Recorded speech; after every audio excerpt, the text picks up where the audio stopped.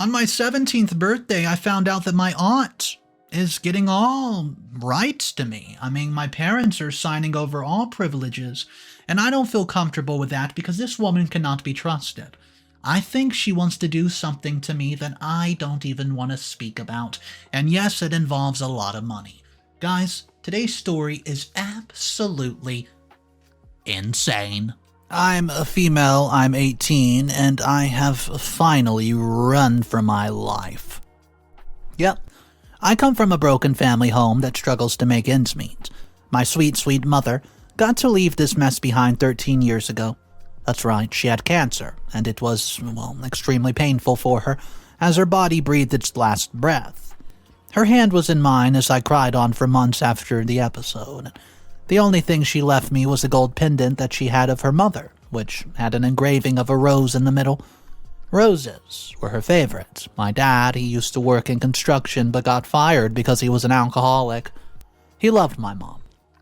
Then she got diagnosed with cancer a year after I was born, and, he didn't take it that well and resorted to drinking to numb the pain. He calls me cursed since she was fine when I wasn't born. Her pregnancy was extremely difficult, and Dad blamed me for it even. She pushed for a good 4 years, and then she could not push another day. Once my mom died, and Dad just lost it. He went about sleeping around and drinking all the time, and he got a DUI multiple times, and even got fired from his own job, don't you know it? Then he would come home and beat me if he saw me. I would find him on the kitchen floor asleep in his own throw-up. I would still walk to school, and one of our neighbors was a nice lady named Deanna. She also was the daughter of my age, Jane. In the past, Diane would take both of us to school, feed us, and even take me in for a few days, while my dad would have next to no idea where I even was. Diane even tried to become my legal guardian once, but Dad said that he did not need her help. See, the thing is, Dad and I are black, but belong to a different states from Diane and Jane, who moved into the neighborhood years ago, so, what's the deal? Yeah, you guessed it, Dad's a crappy person. Said he would manage well without Diane's help, and the court told him to fix his ways, and he tried. He really did.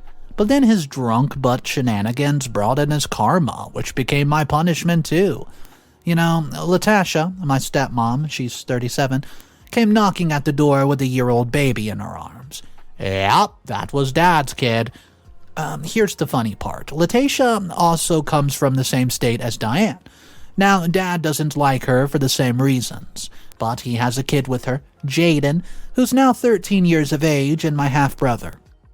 Dad's only happy about the fact that he's a boy, and he'd always wanted a son, so, Jaden is an absolute piece of crap, to sum it up. He skips school and hangs with the wrong group of people, and he steals stuff and then resells it to make a bit of money.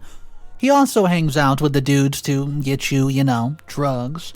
And I've always tried pointing out to Latasha, but she says that I should keep my flat booty out of it, since I'm just judging her child. I don't entirely blame her for thinking like that, since Dad points it out as frequently as he can.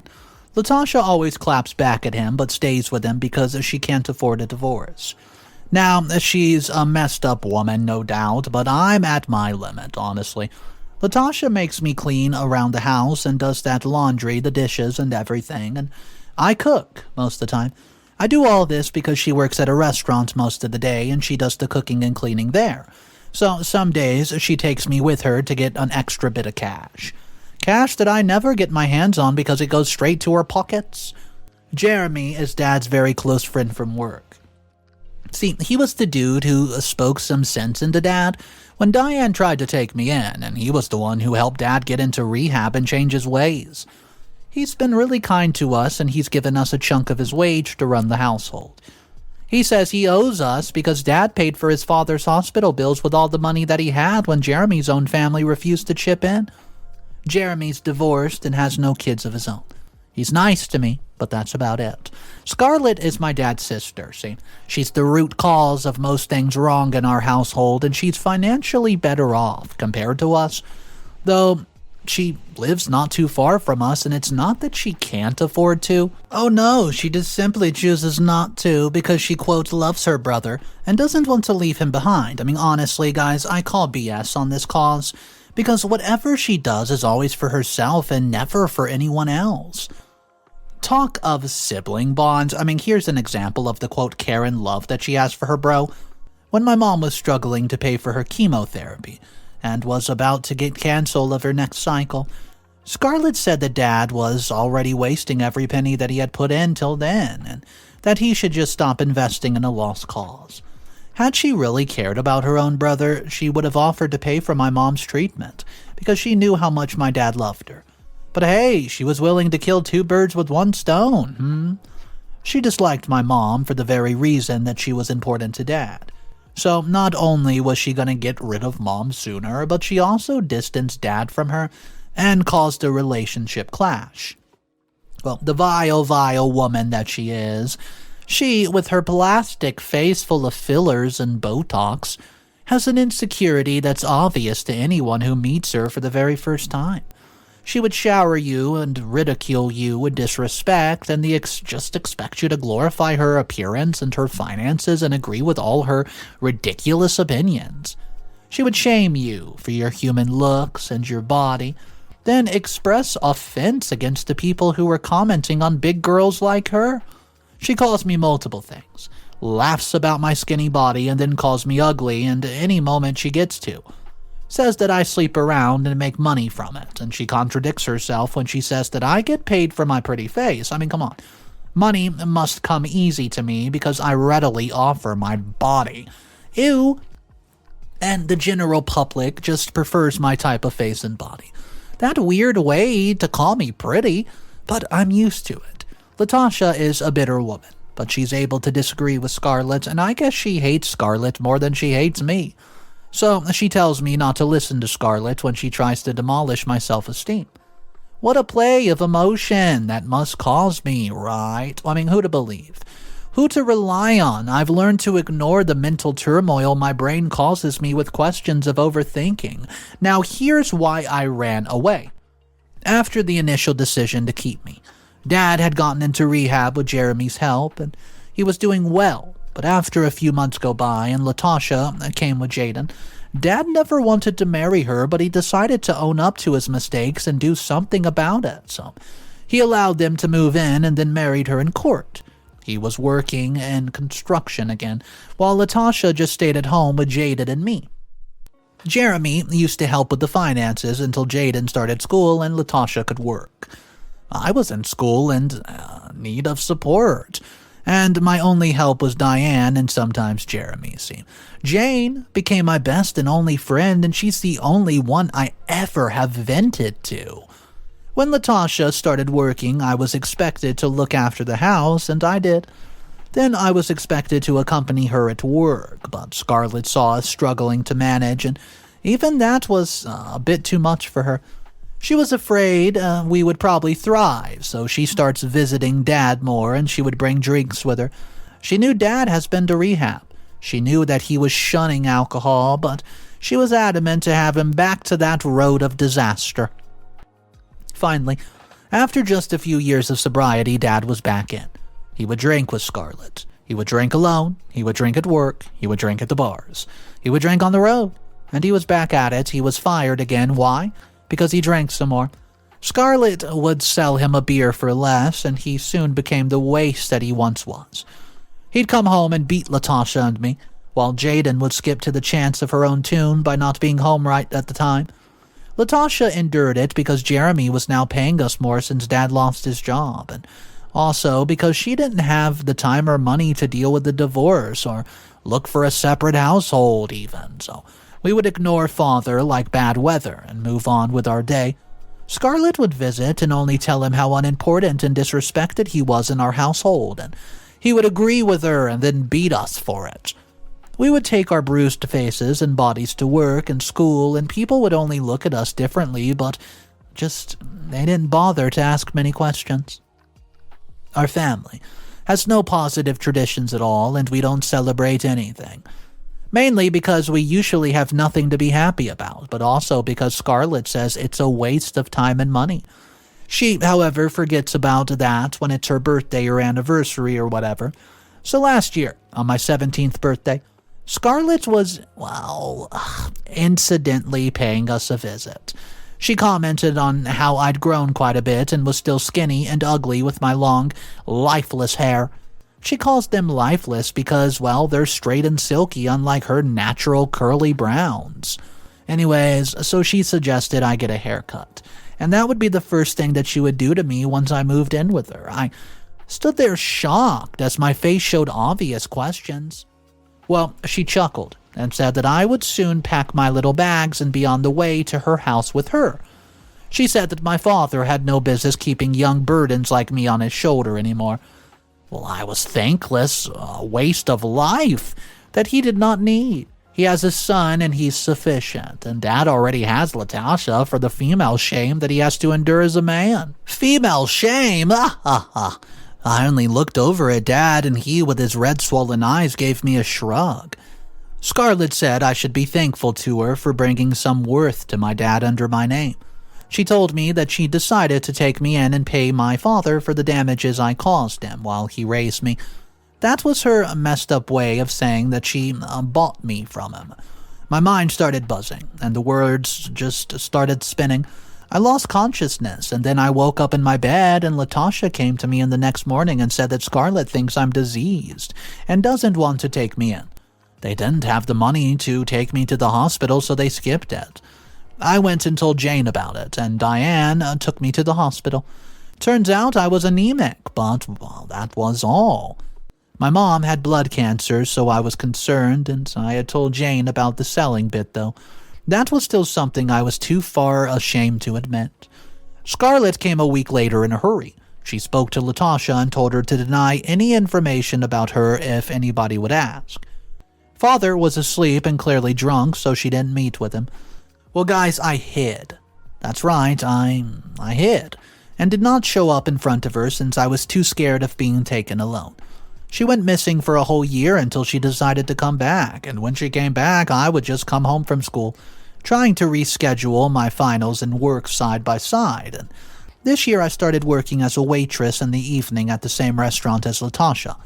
I told my boss about the financial issues at home, and she was kind enough to lie to Latasha about my wage. I was paid more than the amount known, and that way, I could save money while I gave the rest to Latasha. I did not have the choice to deny her the money because it would have caused me more harm than good. And when Scarlett came back, she took 3 days before she visited us again. This time she called us beforehand, telling Latasha to have me pack my stuff. I did as asked, although without heart, but I listened. I went to live with Scarlett. On the very first day, I was told to listen to everything Scarlett asked of me, since she had to pay for me and I had no way out of it. I was told that there would be no more school or work, and I would stay at home and look after the house. It took me not more than a week to realize that Scarlett had connections with dangerous people who was not involved in illegal businesses. Drugs and piracy. That was why she had to choose to live in our neighborhood. The one thing I didn't know of was, what made me run away. Scarlett's husband, Dimitri. He's 45, and he would always look for chances to actually harass me. Scarlett would always remind him to just stay away, and that I was money. Careful with your claws, she's money. That's what she would say. I thought life with Latasha and Father was bad, and I didn't know the level of anxiety one feels with the possibility of getting attacked by a disgusting man who lives under the same roof as you, or the feeling of suffocation one gets when they're locked inside a room during the day, wondering where the day would have gone if they had a key. And Dimitri would tell me to try to open the window. He would say it because he wanted to get in, and he'd say stuff like he would set me free, he would help me get away, but his eyes only showed obvious filth. I always thought that I was better off locked inside my room, shamed away from him. One day, I was doing the dishes in the kitchen. Dimitri was out, but Scarlett, she got a call. She was in the kitchen with me when she got it, and she was telling me that she wanted me to wash her car. Upon seeing the caller ID, her eyes widened and she blinked awkwardly, and then told me to carry on until she came back. Well, I heard her walk to her room and lock the door, and I let the tap run as I made my way to her door, and I pressed my ears against it. I heard her talking about me, my age, my looks, my skin, my body, my eyes. She was all praise. Very unlike her. She said I was nice and young and I was innocent. But she was sure I was wild where I needed to be. She was chuckling, saying she knew how to serve a good dinner on the table, and she asked them about their favorite color and if they preferred silk net or both. Then she said that she would have me ready in no time, and my heart was just thumping. It wasn't until I heard her last sentence that it dawned upon me. She finally told the person on the phone that she had already told them that she would not negotiate further. There is a price. She said I was a pretty one. She chuckled and said that I was worth the price and I was more of an investment. She asked them if they wanted anything done before I was presented, and I could only cover my mouth in complete shock. My body was shaking when I heard her say goodbye on the telephone. I quickly tiptoed my way to the kitchen and continued washing the dishes, and she came a minute later and continued to tell me what I had to do for the rest of the day. She then said that I had to go with her to the salon tomorrow, said I deserved a little glow-up for being such an obedient girl. I went to bed that day devising a plan. The next day, when Scarlett took me to the salon to have my full body wax done, a woman asked me why I was getting it. Well, my eyes teared up and I told her that I was probably going to be sold to a guy soon. She only frowned when I told her that. She quickly went outside and then came back in. She said that Scarlett had left me there for the hour that it would take for the wax, so she got me dressed in her clothes and gave me a scarf. She told me to leave from the back door. I had no money, but this woman was kind enough to hand me a 20. I went out and I figured out where I was, and then I took the bus to Diane's house. I told her everything, and Jane was very supportive, but Diane was visibly stressed, and she quickly got Jane and me and drove us to her friend's house and asked her to keep me there for a few days. So, I stayed with Trinity, her friend, for about a week. Trinity's son was in college, and she was a widow. She gave me her son's room, and Diane called Trinity's house from a phone booth and spoke to me. She told me that Scarlett had gone to my house looking for me. She even came to Diane's house, but Diane told her that she would be out of my life since the court ordered me to stay with father. Diane says, Latasha complains about their phones ringing all the time. She told me not to worry about much, but she spoke to Latasha and she's been saying that they're getting death threats by random callers, including calls from Scarlett for her money back. What's common is the constant reminder of not involving the police. I'm scared and really worried. I don't know what's gonna happen. Please, someone, guide me in a way that'll help me get myself out of this without involving the police. This all seems pretty dangerous. I'll update ya. Update number 1. Hello all, I didn't know I'd get this much response on my post. Thank you so much for the supportive comments. There are a lot of things I learned that I didn't know about. Thank you for letting me know. For the mean comments, I don't know how to respond. I don't see how any of this is funny or how I deserve any of it. I hope you find better words and thoughts. For the people urging me to involve the police, I felt like it, honestly, but I don't need to take the initiative anymore. I'm updating after a few days, so here's what happened the day I first posted. I got another call from Diane, and she told me that rumors were going around that Latasha has been cheating on father with Jeremy, and their secret affair was revealed to father when he caught them together in his own room. Well, that night when he came back early from drinking.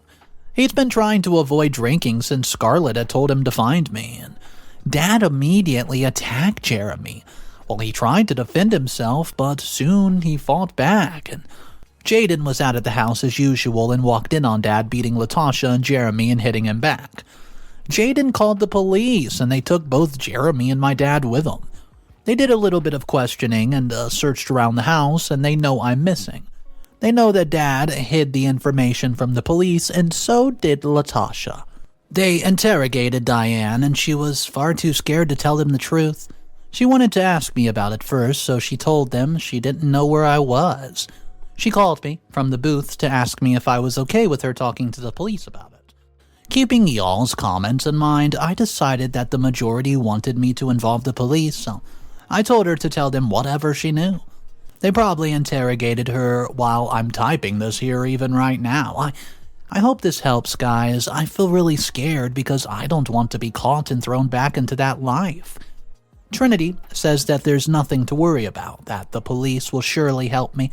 She says that she and Diane discussed a plan B in case things don't go out exactly like they should. I should only remain calm and arrange my narrative, so that it's crystal clear to the police when they come to me, because they will. Do you guys have any suggestions in regards to how I should respond? I mean, what should I tell them? And what should I leave out? Should I tell them that my aunt was about to sell me? I'm kinda scared of going to jail. I don't want to lie to the police, so yeah. Well, Trinity says I've done nothing wrong to end up in jail, so I've got nothing to worry about. But I heard her talk on the phone saying that she was really worried about me, and I don't know if this is gonna work. Guys, I think I need some prayers. Update number 2. So, Diane finally spoke to the police. They came to me yesterday, and I was so emotionally overcome yesterday, so I'm posting this update today. It's been 2 days since my last update, and I do really appreciate the support that I'm getting. Thanks, you guys. It does mean a lot to me. The police came unannounced, and that is, I didn't get a call from Diane. Maybe she was told not to. Maybe she decided it was better if she didn't intervene like that. 2 officers came to Trinity's house, and it was a woman and a man. The man went to my room to look around, and he took Trinity with him, and the woman sat with me in the living room and told me I had nothing to fear and that she was a safe space for me. She showed me her badge and told me I needed to trust her and tell her all I knew.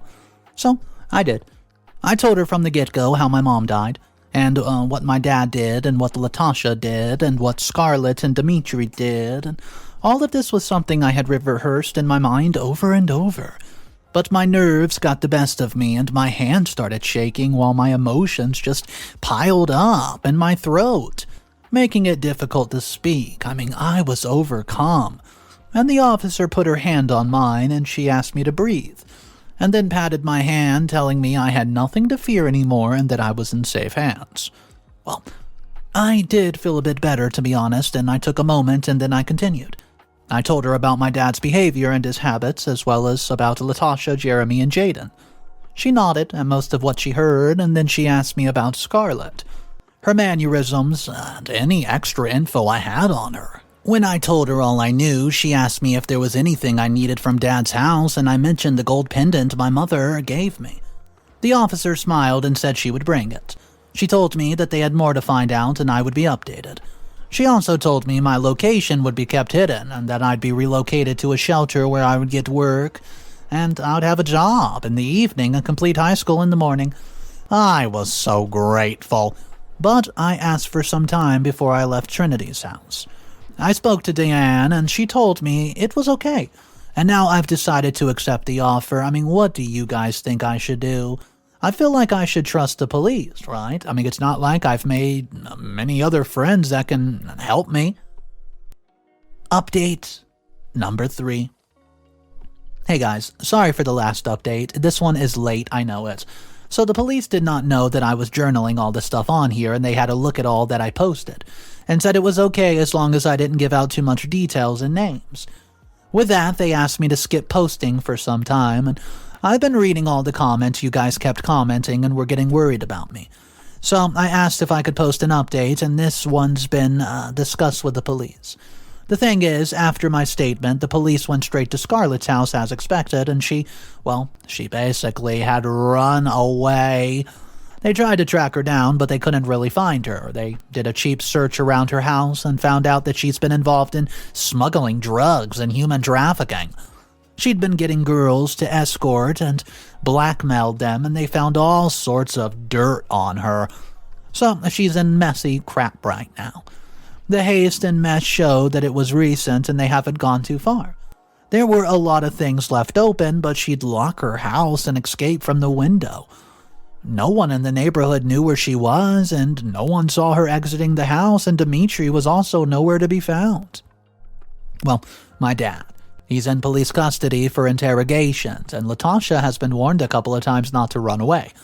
She gets questioned often and has received a warning up until now. Jaden avoids the police at all costs, but they know that he's up to stuff. And he's being a good boy right now and keeping away from his friends these days. They let him think that he's doing fine, but he's been being monitored. I think he knows it. That's why he's being extra careful. He's even going to school. In the meantime, I got to speak to a lawyer who told me about my rights now that I'm adult. No one owns me, and, well, yeah. And it does not matter if I've been paid for. It's illegal to buy and sell people. Of course it is. That's pretty self-explanatory. Anyways, Scarlett's going to get prosecuted pretty hard for this, and everyone else involved. Well, I hope they find her soon. Where would she have gone? Any ideas? Final update. Hello and welcome back. Another week has gone by and I've gathered much stuff. And now I'm calm. A lot of you got pretty wound up over my situation, taking it very personally, and I'm honestly happy people care. Thank you.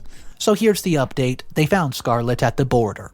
She was fleeing for her life because she was found in a potato sack, amongst other sacks of potatoes.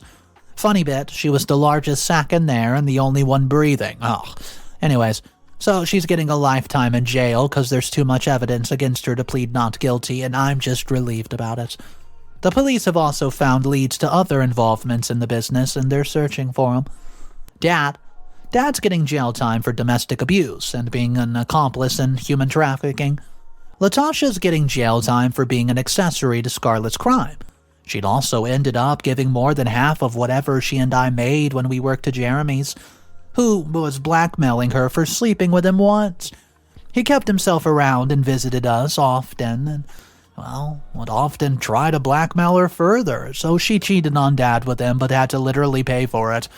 Jaden's probably getting community service for his crimes. I mean, he is underage, and that's what's saving him.